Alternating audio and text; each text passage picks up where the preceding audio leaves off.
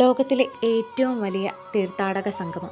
6 വർഷം കൂടുമ്പോൾ അർദ്ധകുംഭമേള, 12 വർഷത്തിലൊരിക്കൽ പൂർണ്ണ കുംഭമേള, 144 വർഷമാകുമ്പോൾ മഹാകുംഭമേള എന്നിങ്ങനെയാണ് കുംഭമേളകൾ നടക്കുന്നത്. പ്രയാഗ്രാജിൽ ഗംഗ, യമുന, പുരാണത്തിലെ അദൃശ്യ നദി സരസ്വതി എന്നിവയുടെ സംഗമസ്ഥാനത്തും, ഉത്തരാഖണ്ഡിലെ ഹരിദ്വാറിൽ ഗംഗയുടെ തീരത്തും, മഹാരാഷ്ട്രയിലെ നാസിക്കിൽ ഗോദാവരിയുടെ തീരത്തും, മധ്യപ്രദേശിലെ ഉജ്ജയിനിയിൽ ക്ഷിപ്രയുടെ തീരത്തും 3 വർഷ ഊഴത്തിലാണ് കുംഭമേള നടക്കുന്നത്. കുംഭമേളയുടെ കാലയളവിൽ വിശേഷ ദിവസങ്ങളിലെ പുണ്യമായ സ്നാനങ്ങളാണ് പ്രധാനം. പ്രയാഗ്രാജിൽ യമുനയുടെ സങ്കല്പ നദിയായ സരസ്വതിയും ചേരുന്ന സംഗമത്തിലാണ് സ്നാനം. മകരസംക്രാന്തി, പൗഷ്, പൂർണിമ, മൗനി അമാവാസി, ബസന്ത് പഞ്ചമി, മാഘി പൂർണിമ, മഹാശിവരാത്രി എന്നിങ്ങനെയാണ് കുംഭമേളയെ തരംതിരിച്ചിരിക്കുന്നത്. ഓരോ ദിവസത്തിനും അതിൻ്റേതായ പ്രത്യേകതകളുമുണ്ട്. ഈ വർഷം ജനുവരി 13 മുതൽ ഫെബ്രുവരി 26 വരെയാണ് മഹാകുംഭമേള നടക്കുന്നത്. കുംഭമേളയെക്കുറിച്ച് ഐതിഹ്യങ്ങൾ പലതാണ്. കുംഭം എന്ന സംസ്കൃത വാക്കിൻ്റെ അർത്ഥം കുടം അല്ലെങ്കിൽ പാത്രം എന്നാണ്. എക്കാലത്തും ഏറ്റുമുട്ടിക്കൊണ്ടിരുന്ന ദേവാസുരന്മാർ അമരത്വം നേടാനായി ഒത്തുചേരുന്നു.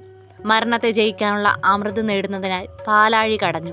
ഒടുവിൽ ലഭിച്ച അമൃതകുംഭം കൈക്കലാക്കാനായി തർക്കമായി. ഇതിനിടെ അമൃത് അസുരന്മാർക്ക് ലഭിക്കാതിരിക്കാൻ ഇന്ദ്രന്റെ മകൻ ജയന്ത് അതുണ്ടായിരുന്ന കലവുമായി ഓടിയെന്നാണ് കഥ. ഇതോടെ സൂര്യനും ശനിയും ബൃഹസ്പതിയും ചന്ദ്രനും ജയന്തിന്റെ പിന്നാലെ ഓടി. ജയന്ത് 12 ദിവസം ഓടിയെന്നും അപ്പോൾ ഹരിദ്വാർ, പ്രയാഗ്രാജ്, ഉജ്ജയിൻ, നാസിക്, ത്രയംബകേശ്വർ എന്നീ 4 സ്ഥലങ്ങളിൽ അമൃത് ഒഴുകിയെന്നുമാണ് വിശ്വാസം. ദേവന്മാരുടെ ഒരു ദിവസം എന്നത് മനുഷ്യരുടെ ഒരു വർഷമാണ്. അങ്ങനെ സൂര്യ, ചന്ദ്ര, വ്യാഴം എന്നിവയെ അടിസ്ഥാനമാക്കി ഓരോ വർഷത്തിലും ഈ സ്ഥലങ്ങളിൽ കുംഭമേള ആഘോഷിക്കുന്നുവെന്നാണ് ഐതിഹ്യം.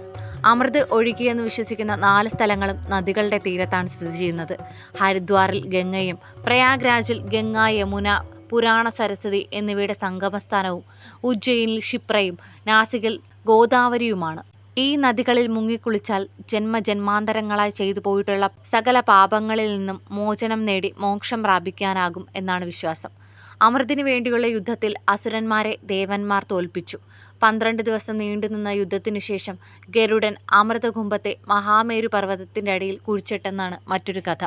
അമൃത് എന്നതിൻ്റെ ജ്ഞാനമെന്നും അർത്ഥമുണ്ട്.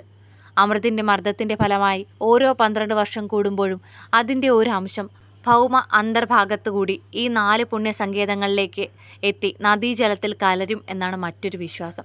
ഇതുപോലെ അമൃതിനായി ദേവന്മാരും അസുരന്മാരും 12 ദിവസം യുദ്ധം നടത്തിയെന്നും അതിനിടെ കുംഭത്തിൽ നിന്ന് 4 തുള്ളികൾ ഭൂമിയിൽ പതിച്ചുവെന്നും മറ്റൊരു ഐതിഹ്യം. എന്തായാലും നദികളിൽ മുങ്ങിക്കുളിച്ച് മോക്ഷം ലഭിക്കുമെന്ന വിശ്വാസത്തിലാണ് മിക്കവരും ഇവിടെ എത്തുന്നത്.